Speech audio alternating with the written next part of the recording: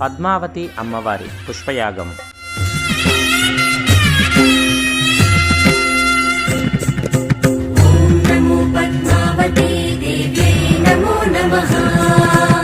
శ్రీ పద్మావతి అమ్మవారి బ్రహ్మోత్సవాలలో భాగంగా 9 రోజుల పాటు నిర్విఘ్నంగా జరిగిన బ్రహ్మోత్సవాల అనంతరము 10వ రోజు సాయంత్రం పద్మావతి అమ్మవారికి పుష్పయాగాన్ని నిర్వహిస్తారు. పద్మావతి అమ్మవారి జన్మదిన వేడుకలలో భాగంగా నిర్వహించే ఈ బ్రహ్మోత్సవాలలో వార్షిక ఉత్సవాలలో ప్రధానమైనది. ఈ బ్రహ్మోత్సవాలలో అమ్మవారికి చేసే పూజలలో ఎటువంటి దోషాలు ఉన్నా వాటిని క్షమించమని అమ్మవారిని ప్రాధేయపడడమే ఈ కార్యక్రమంలోని ప్రధానమైన ఉద్దేశం.